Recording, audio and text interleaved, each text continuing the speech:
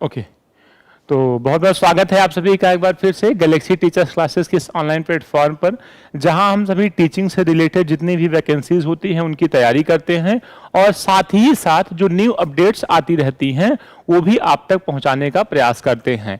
अभी कुछ समय पहले एक नया नोटिफिकेशन आउट हुआ बिहार की तरफ से। बिहार की तरफ से अभी कुछ दिन पहले 1.5 लाख वैकेंसी बीपीएससी के थ्रू ऑर्गेनाइज की गई है, उसका फॉर्म फिल हो रहा है। और सबसे बड़ी बात ये बतानी थी कि 1.5 लाख वैकेंसी है लेकिन उसके एप्लीकेंट उतने अवेलेबल नहीं हुए हैं, मतलब उनकी जो अर्हताएं हैं, जो योग्यताएं हैं वो रखने वाले बच्चे उतने उपलब्ध वहां पर नहीं हैं। ठीक है, और आपको एक चीज समझाना चाहते हैं कि प्रत्येक राज्य अपना टीचिंग एलिजिबिलिटी टेस्ट करवाता है जो हमारा 4 लेवल का होता है। टीचिंग एलिजिबिलिटी टेस्ट हमारा 4 लेवल का होता है, उसको मैं आपसे डिस्कस करना चाहता हूं।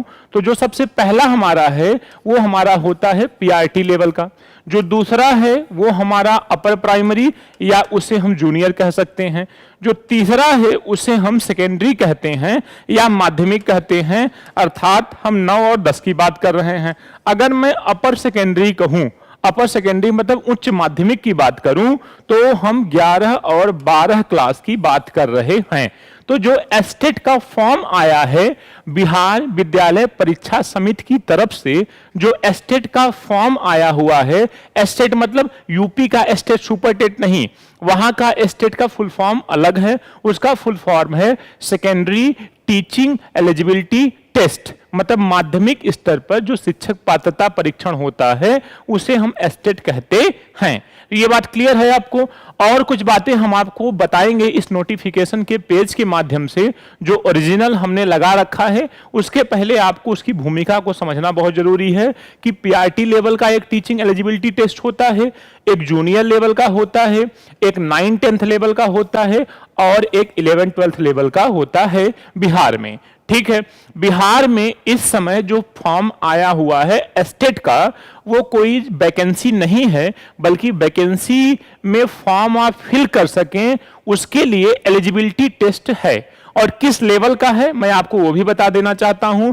जो हमारा सेकेंडरी टीचिंग एलिजिबिलिटी टेस्ट होता है वो 9 to 12th के लिए होता है, उसके लिए अपनी योग्यता होती है, उसके लिए अपनी एज लिमिट होती है, उसके लिए अपने पैमाने होते हैं। ठीक है, तो जो पहला पेपर है एस्टेट का, जो एस्टेट आया हुआ है उसका जो पहला पेपर है उसमें इंक्लूड है क्या 9th और 10th।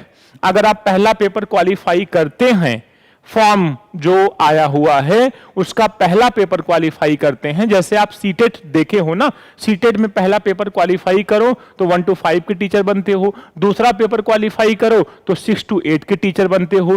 ठीक उसी प्रकार अगर बिहार में सेकेंडरी टीचिंग एलिजिबिलिटी टेस्ट का 2 पेपर जो होता है उसका पहला पेपर अगर आप क्वालिफाई करते हैं तो 9-10th को पढ़ाने की योग्यता रखेंगे। कभी वैकेंसी टीजीटी की आएगी तो आपके पास ये एस्टेट क्वालिफाई का एक मार्कशीट आपके पास होगी। ठीक है, और अगर आप पेपर 2 क्वालिफाई करते हैं तो पेपर 2 क्वालिफाई करेंगे तो आप 11th और 12th वालों को पढ़ाने की योग्यता रखेंगे। जैसे अपने यूपी में आप अगर देखें तो 11 और 12 क्लास को पढ़ाने के लिए केवल पीजी मांगता है, मतलब पोस्ट ग्रेजुएशन मांगता है। लेकिन बिहार में देखो, मैं तुलनात्मक रूप से इसलिए बता रहा हूं ताकि आप हमारी बातों को या जो इस नोटिफिकेशन में कहा गया है उसको अच्छे से समझ सकें।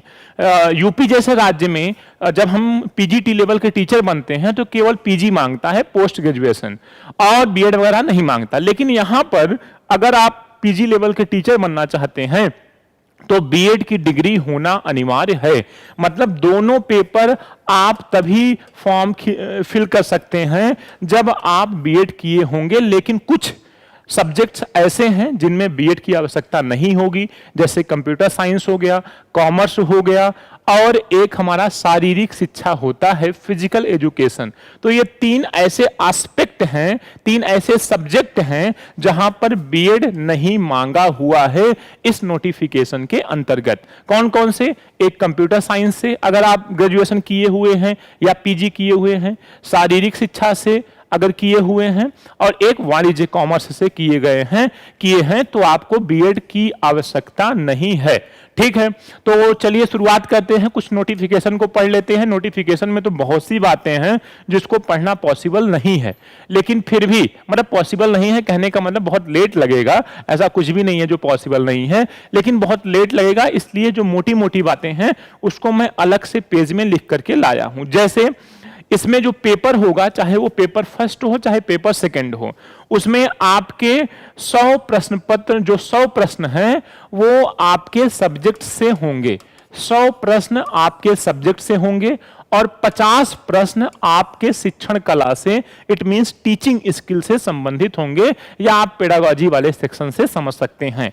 तो 150 नंबर का पेपर होगा, जैसे अपने यहां सीटेट मतलब जो सेंट्रल लेवल पे जो सीटेट होता है उसी टाइप का, लेकिन टीजीटी पीजीटी का फॉर्म है, एलिजिबिलिटी टेस्ट है। तो सब्जेक्ट, जिस सब्जेक्ट से आप ग्रेजुएशन किए होंगे, जिस सब्जेक्ट से आप पीजी किए होंगे, 100 प्रश्न वहां से आएगा और 50 प्रश्न टीचिंग स्किल से आएगा। तो ये मेरा पहला क्वेश्चन था। फिर दूसरा क्या है कि पेपर कैसे होगा सर, ओएमआर बेस्ड होगा कि सीबीटी कंप्यूटर बेस्ड टेस्ट होगा? तो सीबीटी टेस्ट होगा, कंप्यूटर बेस्ड टेस्ट होगा। और क्या है सर, एक और प्रश्न कि नेगेटिव मार्किंग है कि नहीं? इस पेपर में, दोनों पेपर में कोई भी नेगेटिव मार्किंग नहीं है। और चौथा हमारा पॉइंट यह है कि जो प्रमाण पत्र मिलेगा, अगर आप क्वालिफाई करते हैं, क्वालिफाई करने की योग्यता देखो यहां पे दी गई है कि जो सामान्य वर्ग के लोग हैं वो 50% मार्क ले आए, जो पिछड़ा वर्ग है वो 45.5% ले आए, जो अत्यंत पिछड़ा है वो 42.5 मतलब 45.5% तक ले आ सकता है। अनुसूचित जनजाति के लोग या अनुसूचित जाति के लोग 40% अंक ले आए तो पास माने जाएंगे। दिव्यांग और महिलाएं 40% अगर अंक लाती हैं तो वो पास मानी जाएंगी इसमें। ठीक है, जैसे अपने यहां सीटेट में 90 नंबर क्या होता है, मतलब सेंट्रल लेवल पे 90 नंबर पास मार्किंग माना जाता है। ओबीसी एसटी वर्ग, अन्य जातियों के लिए जो भी लोग हैं उनके लिए 82 नंबर जो होता है वो पास मार्किंग माना जाता है। वैसे यहां पर भी क्राइटेरिया दिया गया है। अच्छा, दूसरा प्रश्न हमारा ये है कि ये प्रमाण पत्र 1 साल के लिए होगा, 2 साल के लिए? पास का जो प्रमाण पत्र मिलेगा, हमें मार्कशीट मिलेगी, वो सर्टिफिकेट जो मिलेगा वो हमारा पूरे लाइफ टाइम के लिए होगा सीटेट की तरह कि कुछ सालों के लिए? तो जवाब ये है कि ये लाइफ टाइम होगा। और क्या है सर, वो मैंने आपको बता ही दिया है कि वाणिज्य, कंप्यूटर साइंस और शारीरिक शिक्षा से अगर आप ग्रेजुएशन किए हैं या पीजी किए हैं तो बीएड करने की आवश्यकता आपको नहीं है। ये बहुत छोटे में दिया गया है, ये बातें अंदर लिखी गई हैं, ये मैं पढ़ के पॉइंट के रूप में बना लिया हूं ताकि आप आसानी से समझ सकें। फिर क्या है, एज लिमिट भी दी गई है। एज लिमिट हम आपको दिखाते हैं कि इसमें एज लिमिट की भी बात की गई है। मिनिमम आपकी जो एज लिमिट है वो कितनी होनी चाहिए? 21 वर्ष होनी चाहिए। देखिए यहां पे, ये देखिए, पुरुष 37 साल मैक्सिमम, अनारक्षित मतलब जो जनरल कैटेगरी के पुरुष हैं, जनरल कैटेगरी की महिलाएं हैं, वो जनरल पुरुष जो हैं वो 37 साल के होने चाहिए, और जनरल कैटेगरी की जो महिलाएं हैं वो 40 साल की होनी चाहिए। मतलब ये मैक्सिमम एज बता रहा हूं, इससे अधिक वाले फॉर्म नहीं डाल सकते। पिछड़ा वर्ग 40, अति पिछड़ा वर्ग 40, अनुसूचित जनजाति 42, अनुसूचित जाति ये भी 42 मांगा है। मिनिमम क्या होना चाहिए? 21 वर्ष आपकी एज होनी चाहिए। देखो सारी बातों पे चर्चा हम नहीं कर सकते क्योंकि आपका बहुत समय नहीं लेंगे, मेन बातें हम आपको बता रहे हैं। ठीक है, अच्छा, सबसे बड़ा प्रश्न ये है आपके मन में कि क्या सभी राज्य के लोग फॉर्म इसको फिल कर सकते हैं कि केवल बिहार वाले इसके लिए एप्लीकेबल हैं? तो मेरे कहने का मतलब कि पूरे भारत के लोग इसको फॉर्म फिल कर सकते हैं, इस फॉर्म को भर सकते हैं, किंतु वो जनरल में ही काउंट किए जाएंगे। अदर स्टेट के बच्चे अगर इस फॉर्म को फिल करते हैं तो वो अदर स्टेट में काउंट होंगे। और सबसे बड़ी अपडेट कि आज से ही 4:30 बजे से 9 अगस्त से ये फॉर्म फिल किया जा रहा है। कितने तारीख से? 9 अगस्त, मतलब आज से ही ये फॉर्म फिल किया जा रहा है। 23 अगस्त के 12 बजे दोपहर तक अंतिम डेट इसकी रखी गई है। तो मतलब फॉर्म को फिल करिए जल्दी से। बहुत जल्दी फॉर्म को फिल करिए, बहुत कम समय दिया गया है, 23 अगस्त को इसकी अंतिम डेट रखी गई है। और आपको नेक्स्ट क्या बताना है, सभी लोग फॉर्म भर सकते हैं। फीस के बारे में कई बच्चों ने थोड़ा सा पूछा कि फीस का क्राइटेरिया क्या होगा, तो फीस के बारे में भी यहां बताया गया है कि जो सामान्य वर्ग के लोग हैं उनके लिए 960 रुपए, और जो अनुसूचित जनजाति या दिव्यांग बच्चे जो हैं उनके लिए 780 रुपए एक पेपर का होगा। अगर सामान्य वर्ग, आर्थिक रूप से कमजोर वर्ग या अत्यंत पिछड़ा वर्ग के लोग हैं, अगर इस फॉर्म को फिल करते हैं, दोनों पेपर भरना चाहते हैं, तो 1440 रुपए लगेगा। और इनके लिए अनुसूचित जाति और अनुसूचित जनजाति और दिव्यांग बच्चों के लिए 1140 रुपए लगेगा।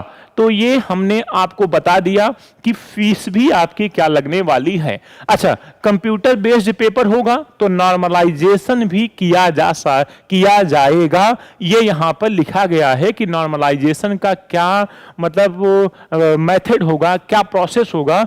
नेगेटिव मार्किंग तो नहीं है, लेकिन कंप्यूटर बेस्ड पेपर है तो कई पेपर बनेंगे, तो कुछ कठिन बनते हैं, कुछ सरल बनते हैं, तो नॉर्मलाइजेशन बिल्कुल इसमें किया जा सकता है। आई बात आपको समझ में? तो मेन बातें हमने आपको बताई, और मैंने आपको यह भी बताया कि अगर आप ग्रेजुएशन किए हैं तो बीएड आपका होना आवश्यक है। अगर साइंस साइड से हैं तो मैथ का होना आवश्यक है। बीएससी अगर आप किए हैं, ग्रेजुएशन की बात कर रहा हूं, पेपर 1 की, ग्रेजुएशन लेवल पे पेपर 1 होगा। पेपर 1 को भरने के लिए आपके पास ग्रेजुएशन की डिग्री होनी चाहिए जो 50% मार्क्स के साथ होनी चाहिए, और बीएड की डिग्री आपके पास होनी चाहिए। लेकिन अगर आप शारीरिक शिक्षा से ग्रेजुएशन किए हैं तो बीएड की डिग्री अनिवार्य नहीं है। आई बात समझ में? अच्छा, कोई अगर सोशल साइंस से ग्रेजुएशन किया हो तो उसके लिए क्या प्रावधान है सर? अगर कोई सोशल साइंस से बीएड किया हुआ है तो history, geography, polity and economics 4 विषयों में से कोई 2 विषय होने चाहिए। लेकिन यहां पर एक विशेष बात कर दी गई कि इसमें मैं दिखाता हूं आपको, बहुत छोटे रूप में इसको दिया गया है कि इसमें आपका एक विषय मतलब हिस्ट्री या ज्योग्राफी में से कोई एक होना चाहिए। हिस्ट्री या ज्योग्राफी में से कोई एक विषय अनिवार्य रूप से होना चाहिए। ठीक है, मतलब हिस्ट्री ज्योग्राफी में से कोई एक कंपलसरी है, बाकी आप इकोनॉमिक्स और पॉलिटी दूसरे सब्जेक्ट के रूप में रख सकते हैं। ठीक, और ये पीजी के लिए जो सेकंड पेपर है, सेकंड पेपर के लिए यहां पे बात की गई है। सेकंड पेपर में हिंदी, उर्दू, अंग्रेजी, संस्कृत, बंगला, मैथिली, मगही, अरबी, फारसी, बहुत सी लैंग्वेज दी गई हैं। हिस्ट्री है, पॉलिटी है, ज्योग्राफी है, जो लोग पीजी किए हैं उनके लिए। अच्छा, कुछ लोगों के मन में यह प्रश्न आ रहा होगा कि सर हमने 4 साल वाला इंटीग्रेटेड कोर्स किया है तो वो भी इस फॉर्म को फिल कर सकते हैं। एनसीटीई से आपको डिग्री प्राप्त होनी चाहिए। जो लोग बीएड किए हुए हैं या बीएससी एड किए हुए हैं या बीए एड किए हुए हैं उनके लिए। ठीक है। अच्छा, कुछ लोगों का एक जो प्रश्न है वो ये है कि ग्रेजुएशन में अगर 50% मार्क्स ना हो तो क्या हम फर्स्ट पेपर को फिल नहीं कर पाएंगे? तो उसके लिए एक ऑप्शन दिया है कि अगर ग्रेजुएशन में आपके 50% मार्क्स नहीं हैं तो 45 होने चाहिए, और अगर 45 हैं तो आपको पीजी भी लगाना होगा। मतलब ग्रेजुएशन प्लस पोस्ट ग्रेजुएशन 45% के साथ, और आपको बीएड की डिग्री तो अनिवार्य रूप से दोनों पेपर के लिए रखनी है। और कुछ पॉइंट्स जो हों आपके छूट रहे हों? नहीं, हमने आपको लगभग सारी चीजें बता दी, और कितना फॉर्म की फीस है वो भी बता दिया। प्रमाण पत्र लाइफ टाइम होगा ये भी बता दिया। सीबीटी बेस्ड टेस्ट होगा ये भी बता दिया।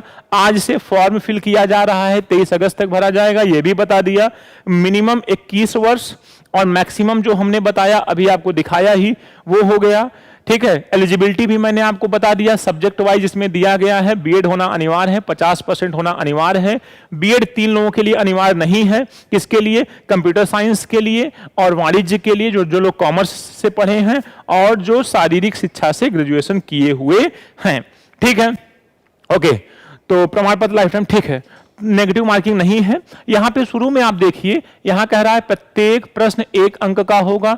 150 प्रश्न है, नेगेटिव मार्किंग नहीं होगी। और जो हमारी परीक्षा है वो बहुविकल्पी होगी। हमारी जो परीक्षा है वो कैसी होगी, बहुविकल्पी होगी। यहाँ पेपर 1 की बात की गई है और पेपर 2 की बात यहाँ पे की गई है। इसको आप जूम करके अपने मोबाइल में पढ़ सकते हैं, इसको आप जूम करके अपने मोबाइल में पढ़ सकते हैं। ठीक है, तो ये सूचना आप तक पहुंचाना हमने जरूरी समझा। ये एक बड़ी वैकेंसी है, मतलब वैकेंसी के लिए एक बड़ा प्रयास है, क्योंकि अभी बीपीएससी में जो टीजीटी और पीजीटी लेवल की वैकेंसी आई है उसमें एस्टेट मांगा था बिहार वालों के लिए। ठीक है, तो एस्टेट अदर स्टेट के लिए भी मांगा था।